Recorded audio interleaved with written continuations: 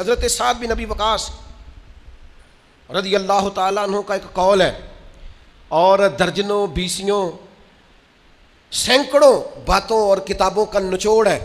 حضرت سعد بن ابی وقاص رضی اللہ تعالیٰ عنہ بیان کرتے ہیں، مصنف ابن ابی شیبہ میں موجود ہے، حضرت سعد بن ابی وقاص کہتے ہیں مجھے اللہ کی قسم، عمر کوئی ہم سے مقدم آدمی نہیں تھے، لیکن درجہ بہت زیادہ لے گئے۔ کوئی پہلے نہیں آئے، ان سے پہلے بھی لوگ آئے، کوئی زیادہ آگے بڑھ کے زیادہ کام نہیں کیا۔ یہ صحیح سند سے مصنف ابن ابی شیبہ میں موجود ہے۔ حضرت سعد بن ابی وقاص کہتے ہیں اللہ کی قسم ایک بات تھی جس کی وجہ سے عمر صاحب سے آگے نکل گئے۔ حضور وہ کیا؟ فرمانے لگے عمر نے دنیا داری سے دل نہیں لگایا، مال سے، لالچ سے، ہرس سے، ہوس سے دور رہے عمر۔ ان کی دنیا سے بے رغبتی ان کو آگے لے گئی۔ اور یارو دانش مندان دا کام نہیں، دل دنیا تے لانا اس ووٹی تے لاکھ خامد کیتے۔ درویش سے پوچھا، حضور کہنے لگے حضور یہ زمین میری ہے، تو ہنس پڑے، کہنے لگے تیرے سے پہلے کس کی تھی اور تیرے بعد کس کی ہوگی؟ دانش مندان دا کام نہیں، دل دنیا تے لانا اس ووٹی تے لاکھ خامد کیتے، جو کیتا سو کھانا۔ تو کھا جاتی ہے، روز نیا خامد کرتی ہے یہ دنیا، ہر روز نیا حکمران بناتی ہے۔ آپ کے ملک میں کئی وزیر اعظم ہیں جو زندہ ہے، پوچھتا کوئی نہیں، کئی صدور رہ چکے ہیں، زندہ ہے، پوچھتا کوئی نہیں۔ دنیا کا جو سب سے بڑا عہدہ تھا بظاہر وہ ملا ہے، لیکن حال کیا ہے؟ کچھ بھی نہیں۔ جب تک کرسیوں پہ تھے حیثیت اور تھی، کرسی سے اترے تو حیثیت۔ حضرت عمر کی زندگی کا بڑا سبق یہ ہے کہ دنیا سے بے رغبت ہو جاؤ، جو تمہارا ہے بس وہی تم نے حاصل کرنا ہے۔ آنے والی نسل کو بھی ہرس، ہوس، لالچ، مفاد پرستی پہ نہ لگاؤ۔ آپ نے ناراض نہیں ہونا، چند دن پہلے مجھے ایک یونیورسٹی میں بلایا گیا لیکچر کے لیے، تو کہنے لگے جی مین آپ نے بات چھیڑ دی ہے، بالکل مین۔ آخر کیا وجہ ہے کہ پڑھے لکھے سمجھدار اتنی بڑی ڈگریاں اور پھر لوگ غلط طرف نکل جاتے ہیں؟ تو میں نے کہا مجھے زیادہ تو نہیں پتا، لیکن ہم جب پڑھتے تھے نا تو جس بچے سے پوچھتے تھے نا، زیادہ بچے یہی کہتے تھے بڑے ہو کے کیا بنو گے؟ کہتے میں نے ڈاکٹر بننا ہے اور مخلوق کی خدمت کرنی ہے، زیادہ تر یہی کہتے تھے۔ وہ بڑے ہو کے ڈاکٹر تو بن گئے پر اگلا لفظ بھول گئے، ڈاکٹر بن گئے وہ، لیکن مخلوق کی خدمت کرنی ہے یہ وہ۔ پھر انہوں نے چونکیاں رکھی ہیں 2-3، ایک پہ فیس جمع کرا لو، ایک آگے آ جاؤ، یہ اتنے پیسے مشورے کے ہیں، یہ پھر دوائی بھی وہاں سے لینا جہاں سے میں نے کہی ہے، ٹیسٹ بھی اس لیبارٹری سے کرانا جو سب کی بات نہیں کرتا، لیکن جو ہے وہ بہرحال ہے۔ خدا را کہیں تو دنیا داری چھوڑ دو، کسی مقام پر تو اس کو چھوڑ دو۔ اور یار میں تو اس دن بڑا ہی تڑپا تھا، جس دن ایک بوڑھے نے مجھے آ کے کہا تھا پیر صاحب میں تہاڈی ماں باپ دی شان تے تقریر سنی ہے، کیا بات ہے، لیکن آپ کو پتہ ہے آج کل بچوں سے بھی عزت کرانے کے لیے باپ کا مالدار ہونا ضروری ہے۔ ابا غریب ہو تو وہ بچوں کے لیے زیادہ قابل احترام۔ اس نے کہا یہ بھی ذہن میں رکھیں آپ۔ تو میں تو ٹوٹ گیا سارا اور بکھر گیا اس بزرگ کی بات سن کے۔ اس نے کہا وہ غیروں سے مشورے لیتے ہیں صرف اس لیے کہ ان لوگوں کی جیبوں میں پیسے ہیں، اور میں نے بھی زبانوں کو سبق پڑھایا ہے، لیکن چونکہ جیب خالی ہے تو لہٰذا میں زیادہ سمجھدار اور سیاںہ بندہ نہیں رہا۔ پیسے کیوں نہیں؟ جب تک زہد نہیں پیدا ہوتا، تلنے لگ گئی ہیں چیزیں، گھٹن محسوس ہوتی ہے، گھٹن۔ حضرت عمر کی زندگی کا زہد اصل تھا۔ میں آپ سے عرض کروں 2 قسم کا مسئلہ ہے ہمارے ملک میں۔ کچھ کو اس لیے نیند نہیں آتی کہ لائٹ گئی ہے تو پنکھا بند ہے، لیکن کچھ کا پنکھا چلتا ہے انہیں نیند نہیں آتی کیونکہ اے سی بند ہے۔ پکی بات بتا رہا ہوں، بالکل پکی، نہیں نیند آتی انہیں جب تک اے سی نہ چلے۔ عادت ہو گئی، پیدا ہی اے سی میں ہو گئے، دل لگا لیا دنیا سے، مزاج نہیں۔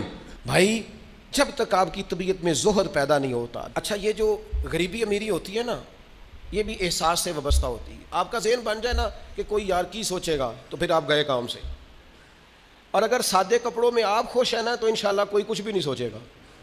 اگر آپ غیر مطمئن ہیں تو پھر سارے ہی سوچیں گے کہ پتہ نہیں یار دیکھو کس طرح کپڑے پہنے، اور اگر آپ مطمئن ہیں تو انشاءاللہ تعالیٰ کسی بندے کو بھی کوئی پریشانی، کوئی ٹینشن نہیں ہوگی، کچھ بھی نہیں ہوگا۔ آپ کو ہے جتنا بھی اندر معاملہ، آپ سادہ زندگی میں خوش ہیں تو ساری دنیا ہی ٹھیک ہے، لیکن اگر آپ ہی بڑے پریشان ہیں کہ یار دیکھو میں مطلب کس طرح کا میں نے لباس پہنا ہے تو پھر حالات خراب ہے۔ معروف تابعی ہیں حضرت عبید بن عمیر رضی اللہ تعالیٰ عنہ، وہ فرماتے ہیں میں نے حضرت عمر کو نا جمرات کی رمی کرتے دیکھا۔ ہم اپنے لفظوں میں کہتے ہیں شیطانوں کو کنکر مارنا، حج کے موقع پر کہتے ہیں میں نے جمرات کی رمی کرتے دیکھا حضرت عمر کو 11-12 ذی الحج کو، وہ کنکر مار رہے تھے تو میں ان کے پیچھے تھا، تو صرف پشت پر نا 12 پیوند لگے ہوئے تھے کپڑوں، صرف کمر میں نے دیکھی چونکہ صرف پشت میری جان 12 پیوند لگے تھے. لیکن فرماتے ہیں جب انہوں نے رخ میری طرف کیا تو جلال وہی تھا جو حضرت عمر کا ہونا چاہیے. میں بڑی دفعہ کہتا ہوں، مجھے پھر کہہ لینے دو یار، روب کپڑوں کا نہیں ہوتا، کردار کا ہوتا ہے. آپ کپڑوں سے روب ڈالنا چاہتے ہیں، بڑے بڑے موبائل ہاتھوں میں پکڑ کے روب ڈالنا چاہتے ہیں، بڑی گاڑیوں سے اتر کے روب ڈالنا چاہتے ہیں، کوئی نہیں ڈلتا. اب تو بھائی دنیا ایک سے ایک بڑھ کر ہے. روب آپ کے کردار و عمل کا ہوگا، روب ہوگا آپ کی شخصیت کے وقار کا، آپ کی وفاداری کا روب ہوگا.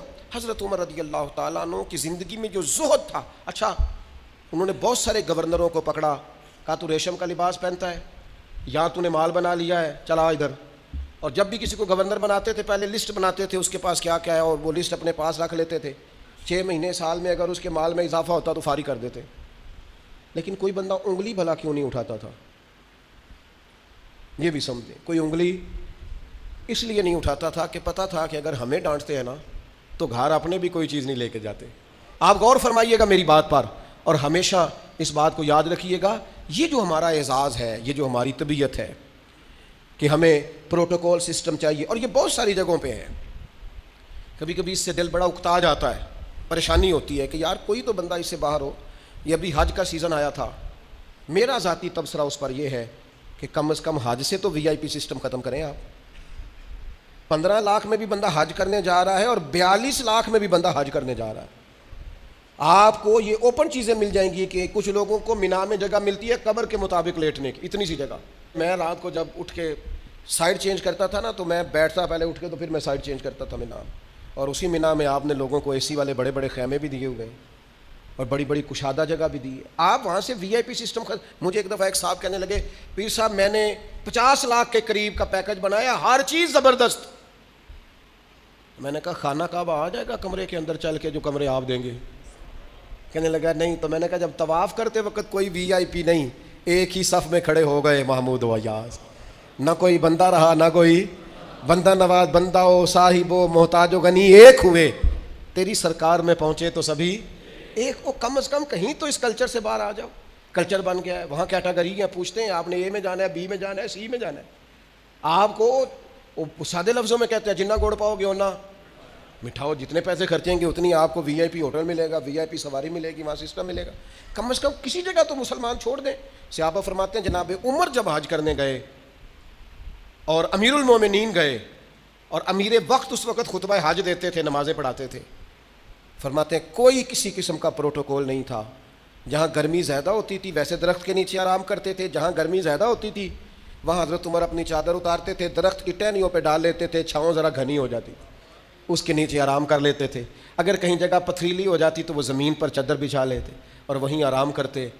اور ایک نقطہ میرے ذہن میں آیا ہے، میں آپ کی خدمت میں عرض کر رہا ہوں، میرا خیال ہے کہ جب امیر وقت اس طرح کا ٹائم گزارتا ہے تو پھر غریبوں کو بھی غریبی یاد نہیں رہتی، پھر کلچر ہی بدل جاتا ہے ملک کا. پھر کوئی بندہ شکوہ نہیں کرتا، وہ سمجھتا ہے یار مطلب جب ہمارا امیر اس طرح ہے. لیکن جناب امیر صاحب اتریں گاڑی سے اور 4 چھتریاں ان کے سامنے کر دی جائیں اور ہٹو بچو اور پیچھے ہٹ جاؤ کا رنگ ہو، پھر کیفیات کچھ اور ہوتی ہیں. اپنی زندگی کو سادہ کریں، اپنے اٹھنے بیٹھنے کو سادہ کریں، اپنی غذاؤں کو سادہ کریں، اپنی ملاقات سے تکلف نکال دیں. آپ کیا ہیں، کچھ ہیں، کوشش کریں کہ ان اللہ اچھے مومن بننے کی کوشش کریں. باقی اس کلچر سے جتنا آپ اپنے آپ کو بچائیں گے سوسائٹی میں خوبصورتی پیدا ہوگی.